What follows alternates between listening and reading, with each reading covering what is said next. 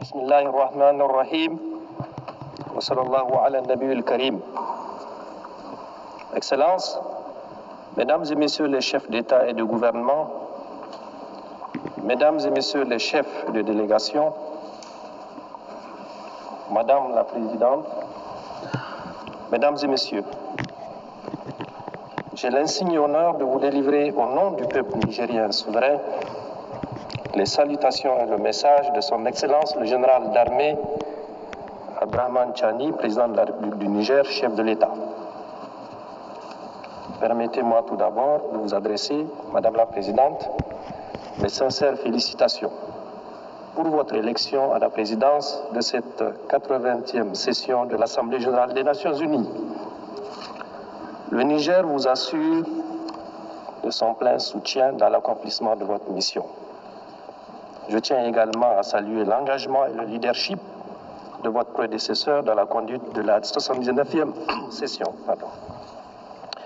Madame la Présidente, Messieurs, avant de rentrer dans le vif du sujet, je voudrais dire que le Niger soutient le discours prononcé au nom de la Confédération des États du Sahel à cette même tribune par mon frère et ami, Son Excellence Abdoulaye Maïga, Premier ministre du Mali, hier le 26 septembre 2025.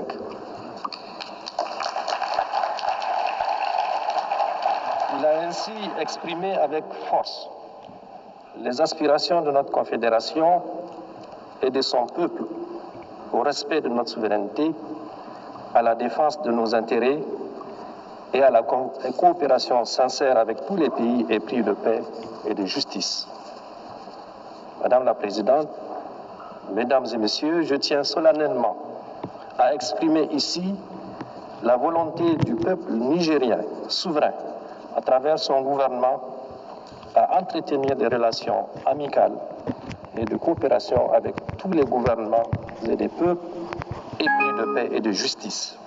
Cela dans le respect des valeurs et principes définis par la Charte des Nations Unies de notre souveraineté et de nos intérêts. Comment d'ailleurs peut-il en être autrement quand on sait que tout au long de leur histoire, les peuples de l'espace nigérien et du Sahel en général, riches de leur grande diversité sociale et culturelle, ont toujours su puiser dans leurs valeurs ancestrales pour tisser des liens séculaires et coexister harmonieusement entre eux et avec leurs voisins. Parmi ces valeurs qui font notre lien social, notre unité et nos aspirations communes, figurent en bonne place le brassage interethnique et la parenté à plaisanterie, le respect de l'altérité, la tolérance religieuse, la solidarité, la paix. Tout au long de notre histoire, nous avons renforcé le brassage entre les populations Hausa, Zerma, Peul, Touareg, Kanouri, Gourmanché, Toubou, Arabe, Boudouma. Ce brassage nous a permis de créer des liens de sang et des alliances indestructibles entre les Nigériens. Madame la Présidente, Mesdames et Messieurs, vous pouvez le constater et de vivre ensemble dans la diversité, la solidarité, la paix et la cohésion.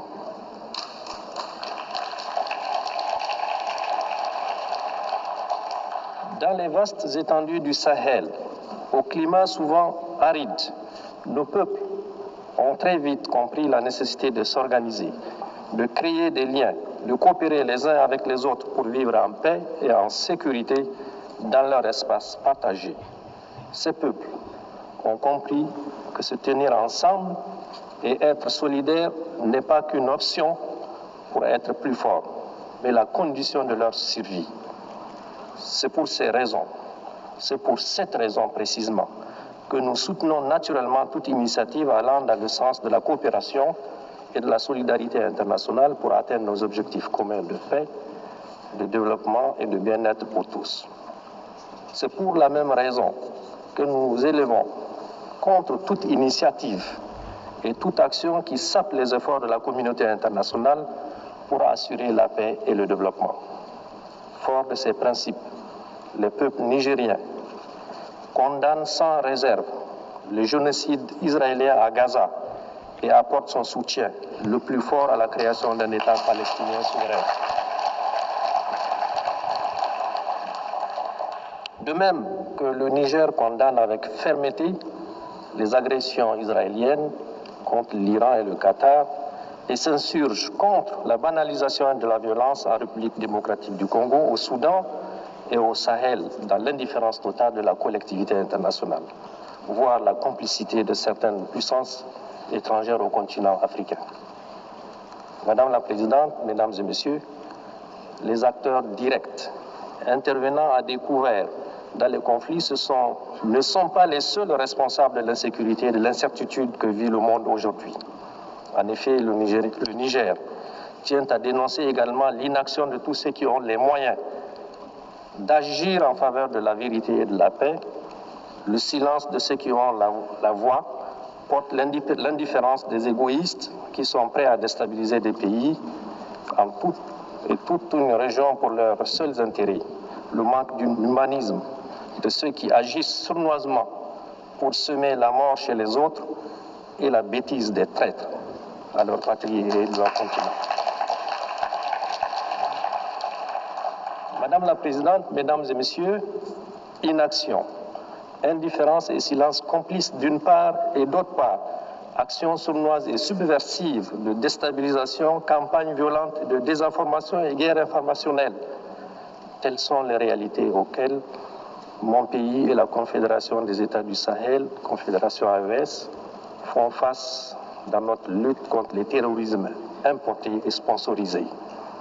Le Niger en particulier vit depuis le 26 juillet 2023, date à partir de laquelle le peuple nigérien souverain a décidé de prendre son destin en main. Il faut en effet bien connaître la complexité du drame qui se vit au Sahel, ses enjeux, ses tenants et ses aboutissants, pour comprendre non seulement le jeu des différents acteurs, mais également la détermination de nos peuples et de leur gouvernement à se battre victorieusement pour relever le défi, quel que soit le sacrifice à consentir et le temps que cela prendra. Ceux qui nous attaquent, ils le font pour leurs intérêts. Nous nous défendons pour notre survie et nous défendrons notre territoire et notre peuple. Madame la Présidente, Mesdames et Messieurs, le narratif habituel voudrait que l'on explique la situation au Sahel par la chute du régime du colonel Kadhafi en 2011 et l'effondrement de l'État libyen qui a occasionné le déferlement des groupes armés et le déversement de quantités importantes d'armes dans notre région. D'autres encore évoquent la victoire du peuple algérien sur le terrorisme des années 1990-2000 qui a eu pour conséquence de déplacer le conflit au Sahel par le truchement d'éléments terroristes ayant trouvé refuge dans le Sahel et une partie du Sahara. À cela, il faut ajouter le fait indiscutable qu'au fur et à mesure que les armées des puissances occidentales s'installent dans les pays du Sahel, notamment au Mali, au Niger et au Burkina, pour prétendument les aider à y faire face, l'on a assisté à une extension et à une densification tout aussi progressive du phénomène terroriste dans la région. La coloration est évidente. Enfin, il est tout aussi admis comme une vérité indiscutable que non seulement les vrais et principaux chefs terroristes ne sont pas originaires de notre espace sahélien, mais également ils disposent de moyens logistiques importants. Qu'ils disposent de moyens logistiques importants, des modes opératoires particuliers et font montre d'une violence aveugle et une nuit qui sont totalement étrangers à notre espace géographique et culturel. En effet, nos pays ont certes connu dans leur histoire et dans un passé encore récent des guerres au nom de la religion et des épisodes de rébellion, mais n'ont jamais connu une violence meurtrière gratuite et sans discernement de l'ampleur de celle que nous connaissons aujourd'hui. Pour toutes ces raisons, vous conviendrez qu'il s'agit bien d'un terrorisme importé et à dessein. Madame la Présidente, Mesdames et Messieurs, il est également d'un terrorisme. Il s'agit également d'un terrorisme sponsorisé. Il se pose en effet véritablement la question du financement des terroristes, ainsi que la destination de toutes les ressources qu'ils capturent depuis plus d'une décennie. En effet, comment comprendre que des terroristes puisse soutenir dans la durée un tel effort de guerre. En outre, il faut relever l'heureuse coïncidence qui voudrait que la localité de Kidal, au Mali, lieu de repli des terroristes et autres trafiquants, soit libérée par l'armée malienne dans le dernier trimestre de l'année 2023, en même temps que l'armée française quittait le Niger. Du reste, le gouvernement du Niger, à l'instar du gouvernement du Mali et du Burkina, a régulièrement porté à la connaissance de l'opinion internationale des éléments de preuve de l'implication de plusieurs puissances étrangères dans la déstabilisation des pays de l'AES à travers les soutiens qu'ils apportent aux terroristes. Madame la Présidente, Mesdames et Messieurs, du haut de cette tribune, je tiens à dénoncer le soutien assumé et revendiqué par la France au terrorisme au Sahel et au Niger en particulier. En effet, depuis le renvoi de ces troupes du Niger en 2023, comme il l'a annoncé, le gouvernement a mis en place un véritable plan sournois et subversif de déstabilisation de mon pays qui consiste, entre autres, à renseigner, former, financer et équiper les terroristes. À des tentatives malheureuses pour créer les conditions d'un conflit interethnique au Niger et au Sahel, en une campagne de désinformation et intoxication pour discréditer mon pays, ses institutions, ses responsables politiques et son armée, en entretenant et en alimentant une tension politique permanente entre mon pays et certains de ses voisins. À cela, il faut ajouter la guerre économique et financière sans précédent qui consiste notamment dans la volonté haineuse de la France de saboter tous nos projets de développement en démobilisant les investisseurs et en votant systématiquement contre mon pays au niveau de toutes les institutions financières internationales telles que la Banque africaine de développement, la Banque mondiale et le FMI. Madame la Présidente, Mesdames et Messieurs, ce qui se passe aujourd'hui dans notre région du Sahel et au Niger en particulier est la résultante de plusieurs facteurs. D'abord, un passif colonial non encore soldé. Il faut le solder, ce passif. Les Nigériens n'ont jamais oublié la violence particulièrement inouïe qui a caractérisé l'occupation coloniale. La tristement célèbre mission Voulet et Chanoine et d'autres expéditions militaires encore se sont distinguées par la mort et la torture à grande échelle qu'elles ont semé à Terra, il y a quelques années seulement, à Djoundjou, Douchi, Koni, Tessawa et à Zander, où un sultan même a été exécuté. Madame la Présidente, Mesdames et Messieurs, du haut de cette auguste tribune, mon pays, le Niger, s'adresse à la conscience du monde pour montrer du doigt cette force hostile qui, depuis le 19e siècle, ne désarme pas et mène encore de nos jours une guerre totale contre mon pays, comme en témoigne l'assassinat le 27 novembre 2021 à Terra des jeunes manifestants par l'armée française et la menace d'intervention militaire de la CEDEAO instrumentalisée par la France. Il faut appeler les choses par leur nom.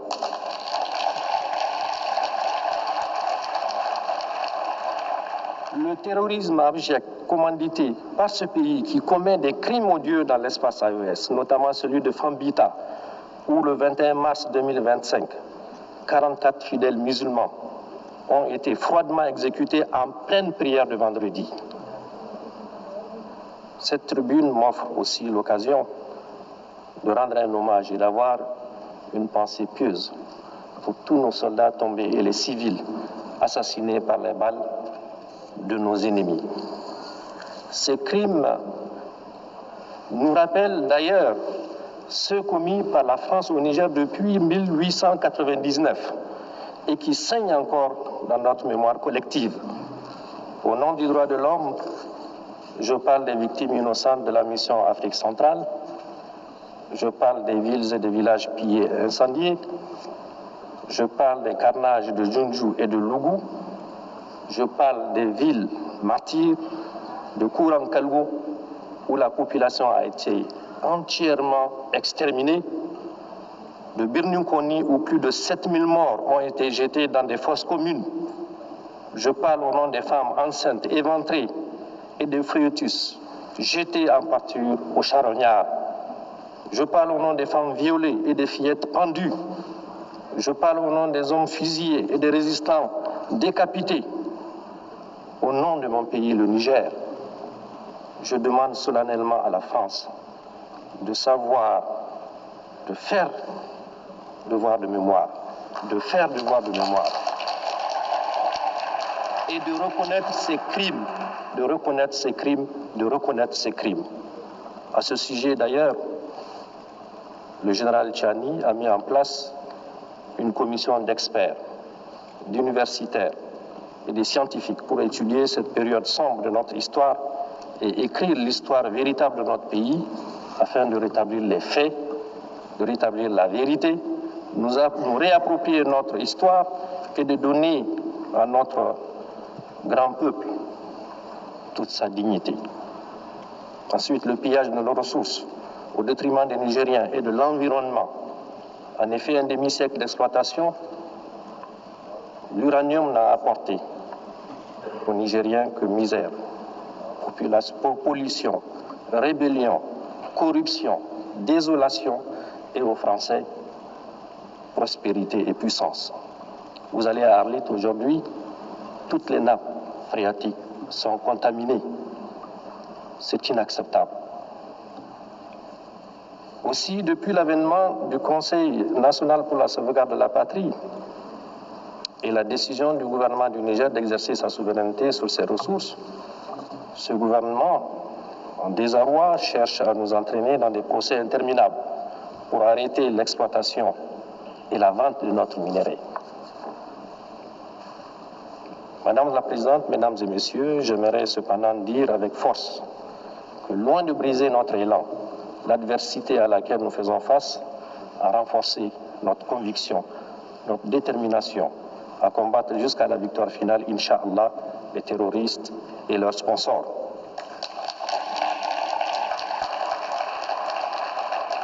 Nous pouvons d'ores et déjà nous réjouir de certains résultats structurants réalisés.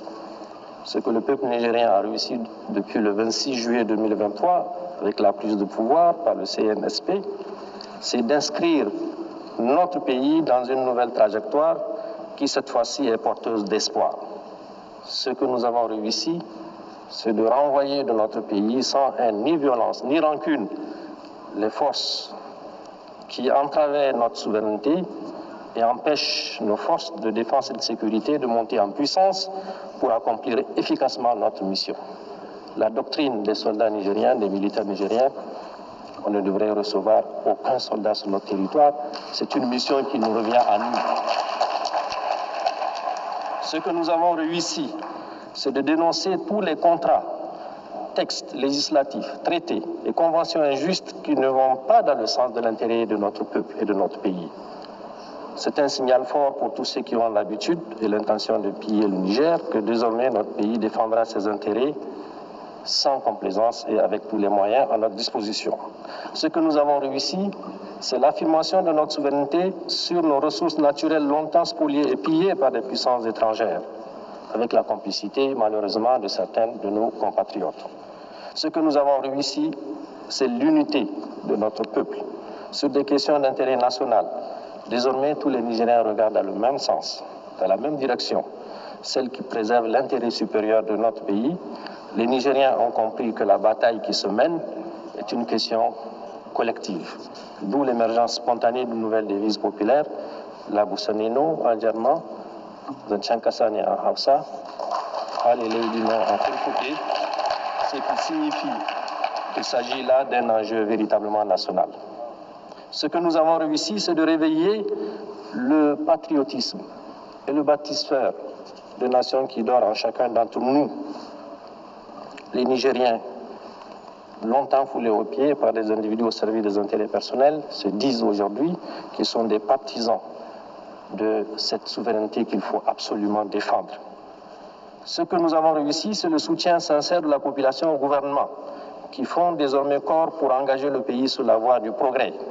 Ce que nous avons réussi, c'est de prouver que le Niger peut tenir debout, faire face courageusement et avec succès au terrorisme, assurer ses dépenses de souveraineté, faire des dépenses d'investissement, bref, vivre sans la prétendue assistance étrangère, souvent utilisée pour menacer ou humilier notre peuple. Ce que nous avons réussi, c'est que pour la première fois dans l'histoire de notre pays, les décisions qui engagent notre pays, notre peuple, sont prises au Niger, par des Nigériens, et dans l'intérêt du Niger et nulle part ailleurs. C'est d'ailleurs ce qui a permis, en toute responsabilité, et malgré le contexte difficile que nous connaissons, de prendre des mesures sociales, à la fois symboliques et fortes, qui sont, entre autres, la baisse des prix à la pompe de l'essence et du gasoil, la diminution des coûts de certains actes médicaux et chirurgicaux, la baisse des frais de scolarité et le soutien au prix de certains denrées de première nécessité. Madame la Présidente, Mesdames et Messieurs, comme vous pouvez le constater, notre pays, le Niger, s'est engagé dans une nouvelle dynamique de gouvernance. Cette approche a été consolidée par les assises nationales tenues à Niamey du 15 au 20 février 2025 et a rassemblé l'ensemble des forces vives de la nation. Ces assises ont abouti à l'adoption d'importantes recommandations et à l'élaboration d'une charte de refondation. Elles ont également permis, conformément à la charte, de mettre progressivement en place nos institutions, le Conseil consultatif de refondation, la Cour d'État, la Cour des comptes, la Commission de lutte contre la délinquance économique, financière et fiscale, l'Observatoire national de la communication, l'Autorité de régulation de la commande publique. Ensuite, sur le plan diplomatique, le Niger a non seulement élargi sa carte diplomatique avec l'ouverture de plusieurs représentations diplomatiques et postes consulaires, mais également a redéfini le cadre de sa coopération avec ses partenaires. Ce cadre est désormais fondé sur le respect absolu de notre souveraineté, de nos choix stratégiques et des aspirations légitimes du peuple nigérien. Le Niger n'est donc pas isolé.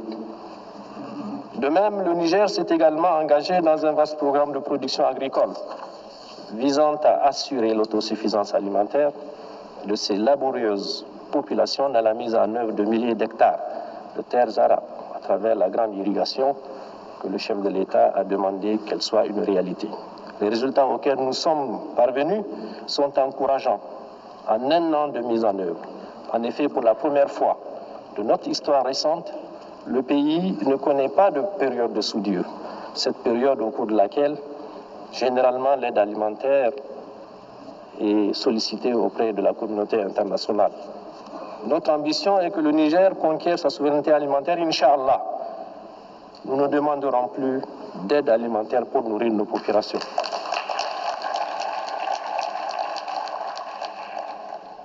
Au plan économique, malgré les sanctions iniques imposées au Niger et le blocus économique et financier, soutenu justement par ce pays, qui est la France, qui tente toujours de mettre en place un mécanisme pour bloquer, nous avons courageusement maintenu le cap des réformes macroéconomiques qui se sont traduites notamment par une inflation sous contrôle à moins 0,1% en fin août 2025 et escomptant une croissance économique en termes réels d'environ 7% sur la période 2025-2028.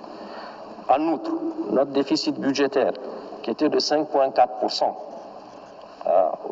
du PIB en 2023, sera, Inch'Allah, contenu à 3%. Déjà, on a les résultats à la fin de l'année 2025. Enfin, des efforts considérables sont déployés pour améliorer notre profil d'endettement.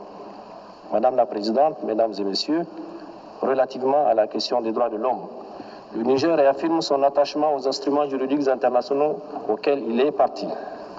Toutefois, il dénonce avec force l'approche différenciée et sélective observée dans l'application des principes des droits de l'homme par certains pays dont le seul but est de nuire à l'image de nos États.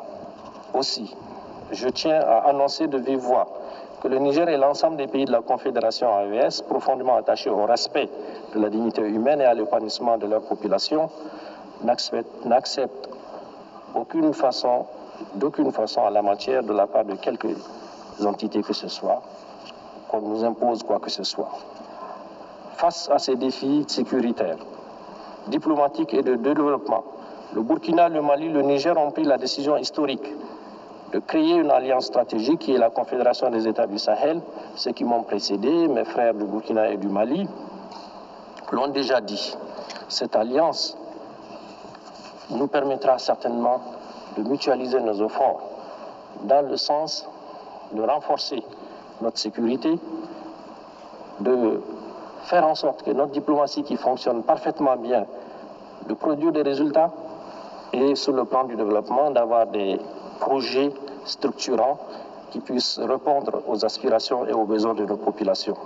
Dans ce cadre, comme je l'ai dit, nous coordonnons nos politiques et construisons ensemble notre avenir avec nos propres idées, nos propres moyens et sur des valeurs ancestrales, dans un espace qui sera, Inch'Allah, débarrassé de toute forme de menace.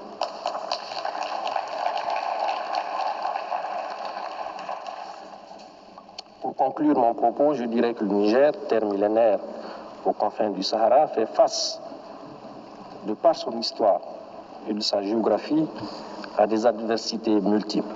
Il faut le dire, les effets du changement climatique, des sécheresses suivies des inondations qui rendent la vie de nos agriculteurs et éleveurs de plus en plus précaire, les défis de nos populations et le maintien d'une grande partie de notre jeunesse dans le besoin, malgré la richesse de notre sous-sol longtemps exploité par des puissances étrangères. Le terrorisme encouragé et financé par les puissances occidentales.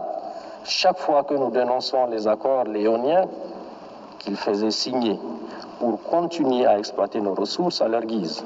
Ce terrorisme orchestré endeuille nos villes, vide nos campagnes et leurs forces vives. De leurs forces vives et à ni seulement la terreur et prive nos populations rurales d'écoles et de soins médicaux.